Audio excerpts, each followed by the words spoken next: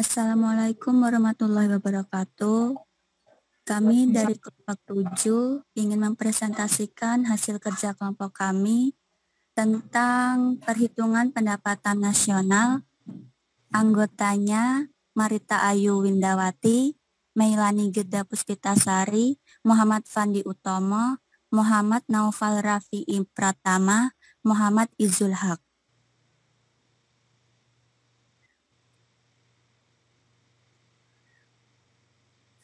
Salah satu indikator terjadinya alokasi efisien secara makro adalah nilai output nasional yang dihasilkan suatu perekonomian pada suatu periode tertentu. Karena besarnya output nasional dapat menunjukkan beberapa hal penting dalam sebuah perekonomian.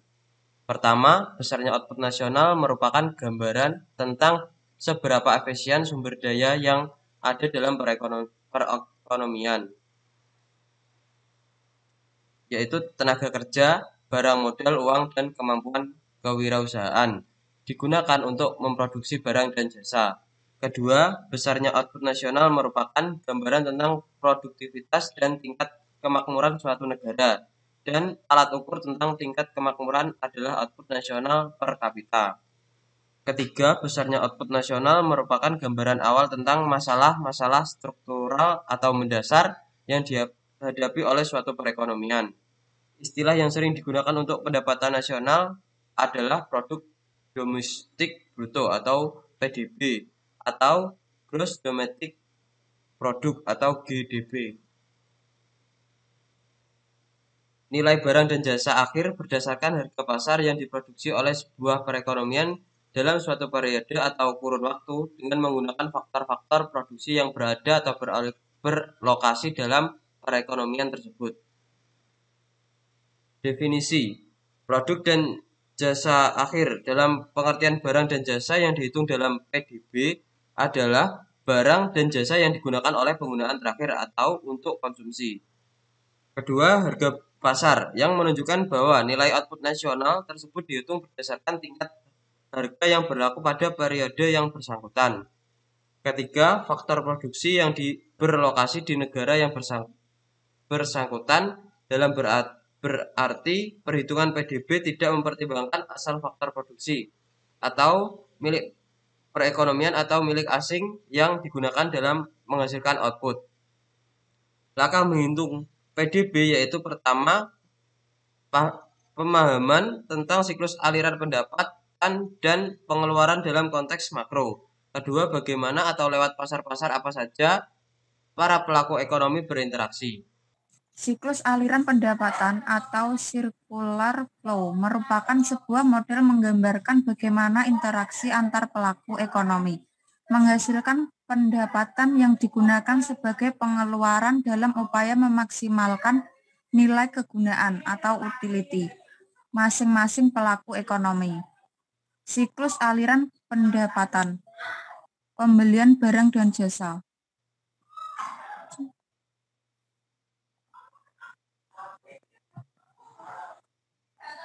Sektor rumah tangga atau household sektor yang terdiri atas sekumpulan individu yang dianggap homogen dan identik.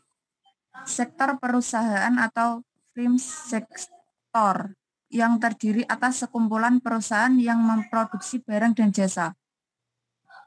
Sektor pemerintah, government sektor yang memiliki kewenangan politik untuk mengatur kegiatan masyarakat dan perusahaan. Sektor luar negeri, foreign sektor yaitu sektor perekonomian dunia, di mana perekonomian melakukan transaksi ekspor-impor.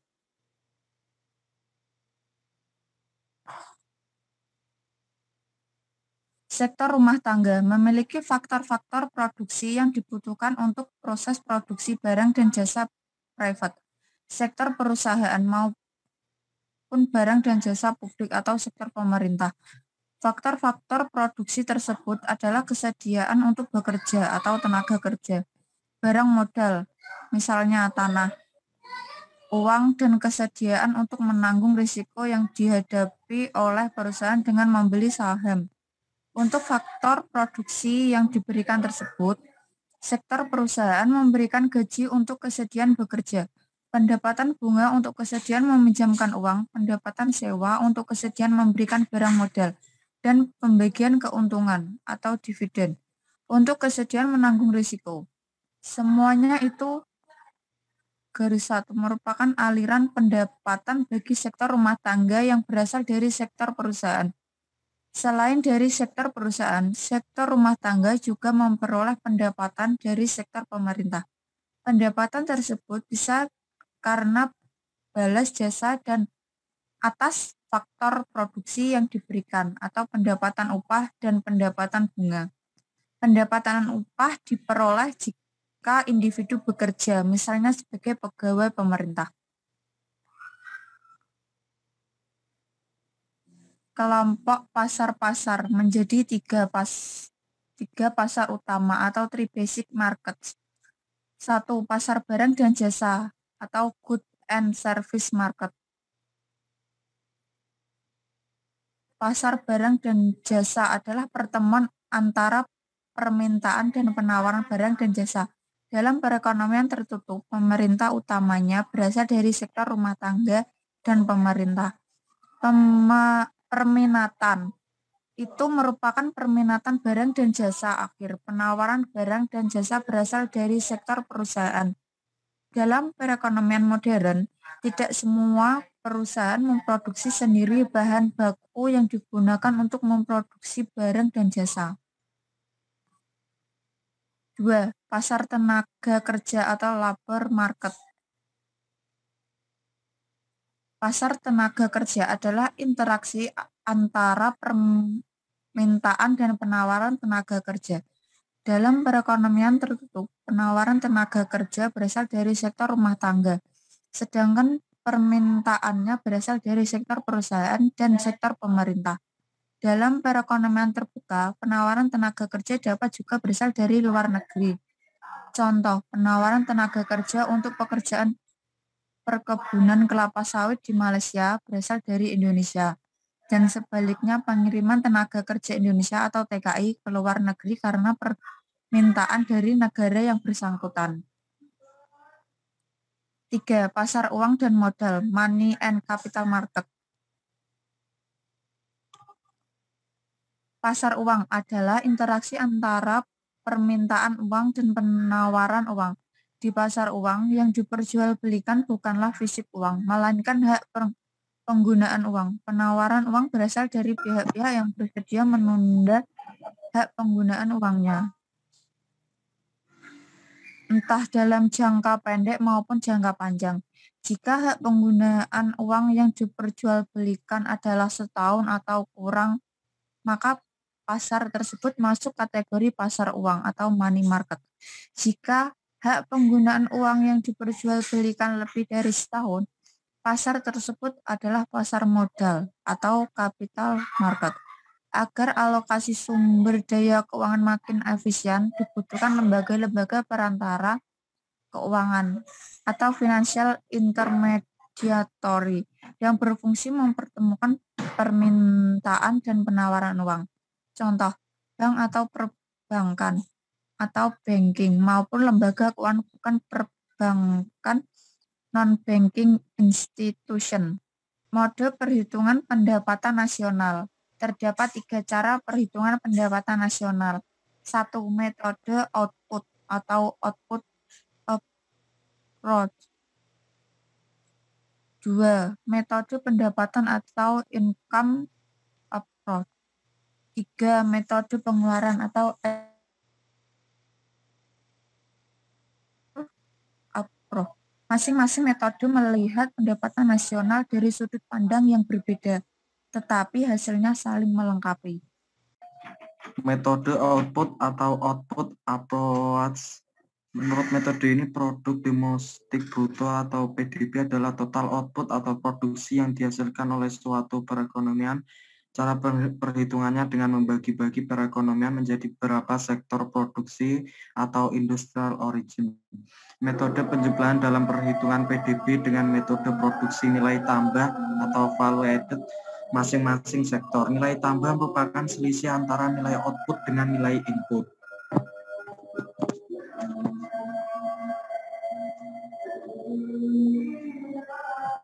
Metode pendapatan atau income approach. Metode pendapatan memandang nilai output perekonomian sebagai nilai total balas jasa atas faktor produksi yang digunakan dalam proses produksi. Untuk memproduksi output dibutuhkan input tenaga kerja, barang modal, dan uang atau finansial. Tetapi itu tidak akan menghasilkan apa-apa jika tidak ada kemampuan entrepreneur. Kemampuan ini adalah kemampuan keberanian mengkombinasi tenaga kerja, barang modal, dan uang untuk menghasilkan barang dan jasa yang dibutuhkan masyarakat.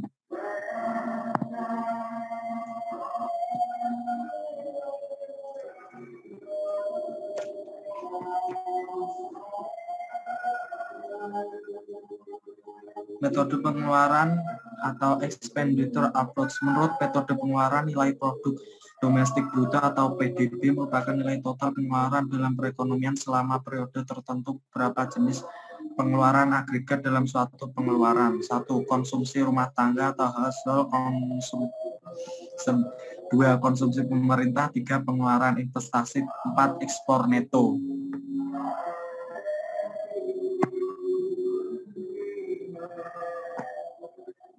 Beberapa pengertian dasar tentang perhitungan agregat. Tujuan perhitungan output maupun pengeluaran dan ukuran-ukuran agregat lainnya adalah untuk menganalisis dan menentukan kebijakan ekonomi guna memperbaiki atau meningkatkan kemakmuran atau kesejahteraan rakyat.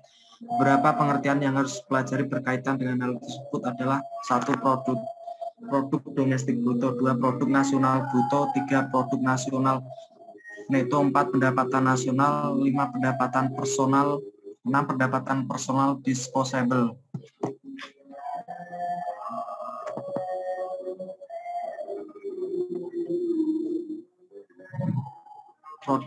Produk domestik bruto atau gross domestic product. Produk domestik bruto atau PDB menghitung hasil produksi suatu perekonomian tanpa memperhatikan siapa pemilik faktor produk tersebut. Produk nasional bruto, nilai produksi yang dihasilkan oleh faktor-faktor produksi milik perekonomian disebut sebagai produk nasional bruto. Produk nasional neto dalam perhitungan PDB berdasarkan pendekatan pengeluaran yang dimaksud adalah total pengeluaran investasi bruto, padahal yang lebih relevan adalah investasi neto, yaitu investasi bruto dikurangi depresiasi. Karena itu untuk memperoleh gambaran yang lebih akurat maka PNB harus dikurangi penyusutan. Angka yang dihasilkan merupakan produk nasional neto, pendapatan nasional. Ketika membahas output nasional dengan metode pendapatan telah dikatakan bahwa pendapatan nasional atau PN merupakan balas jasa atau seluruh faktor produksi yang digunakan.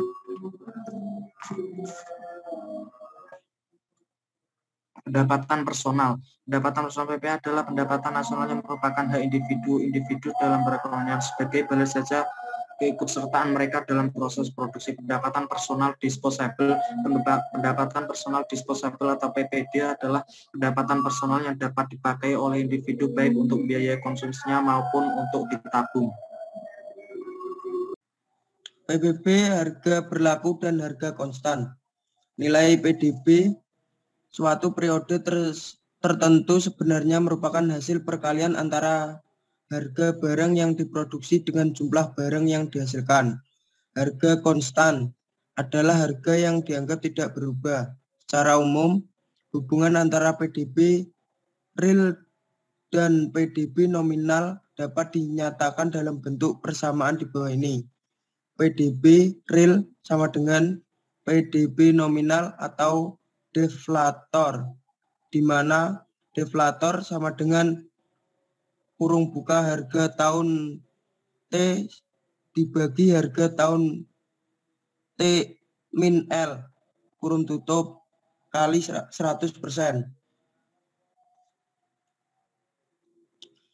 Manfaat dan keterbatasan perhitungan PDB. Perhitungan PDB dan analisis kemakmuran.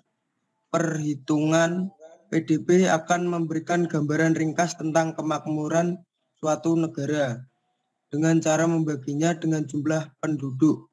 Angka tersebut dikenal sebagai angka PDB per kapita. Biasanya makin tinggi PDB per kapita, kemakmuran rakyat dianggap makin tinggi. Perhitungan PDB dan masalah kesejahteraan sosial. Perhitungan PDB maupun PDB per kapita juga dapat digunakan untuk menganalisis tingkat kesejahteraan sosial suatu masyarakat.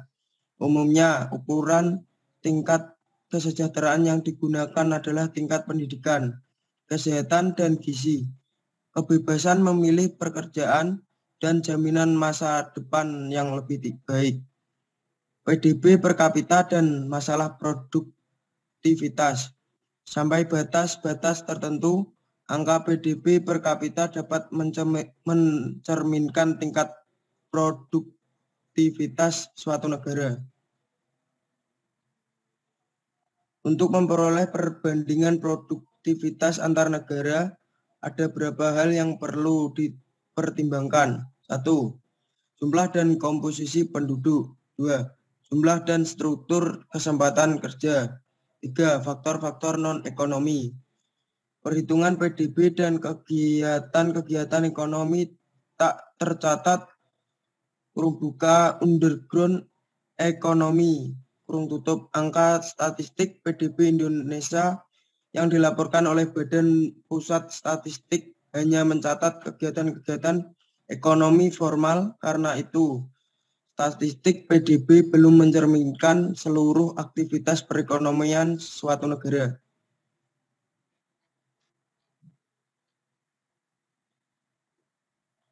Distribusi pendapatan atau income distribution.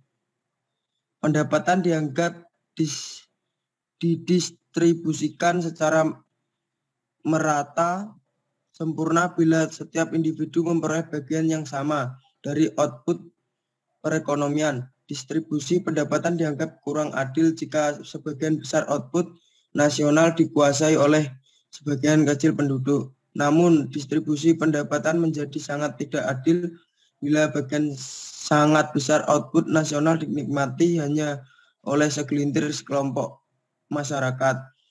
Namun, pada subbab ini hanya dibahas 3 cara yang lazim digunakan untuk mengukur tingkat ketimpangan distribusi pendapatan, yaitu kurva Lorenz, koefisien Gini, dan kriteria dari Bank Dunia.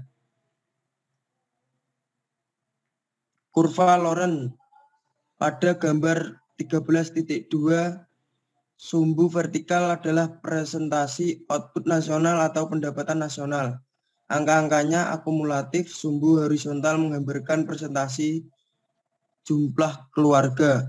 Sumbu horizontal membagi distribusi jumlah keluarga menjadi 5 kelompok masing-masing 20%. Sekelompok keluarga paling miskin sampai dengan 20% keluarga paling kaya. Angka-angka sumbu horizontal juga akumulatif.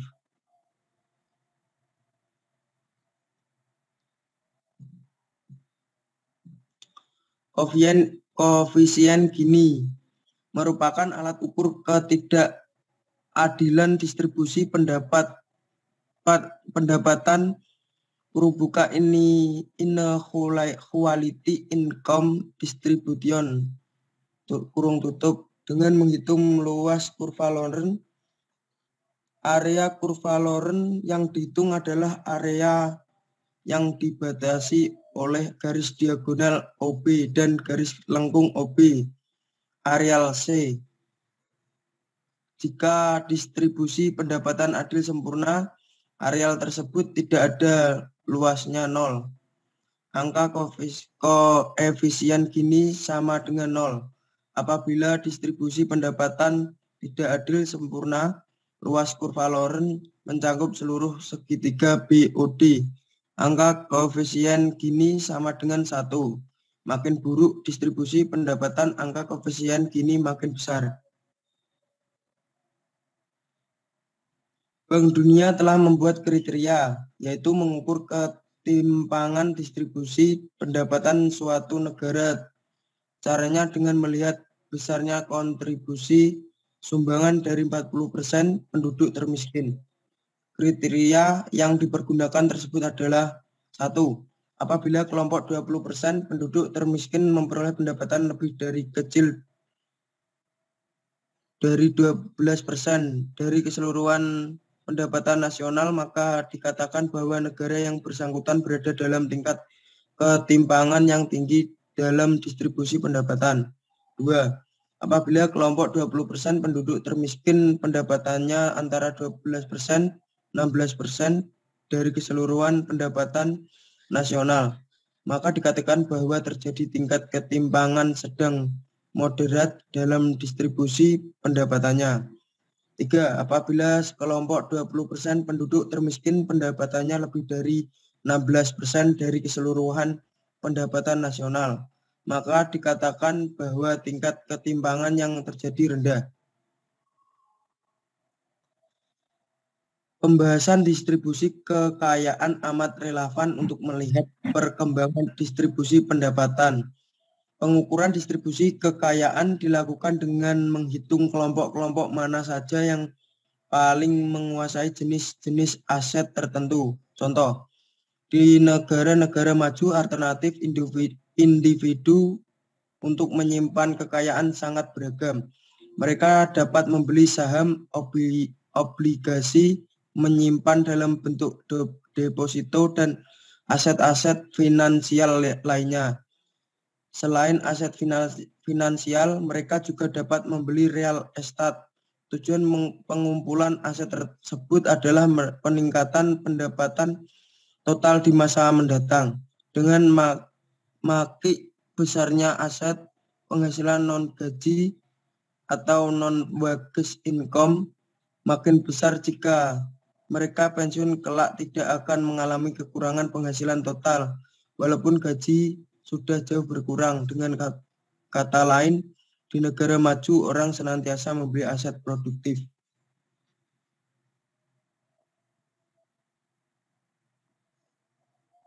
Sekian dan terima kasih.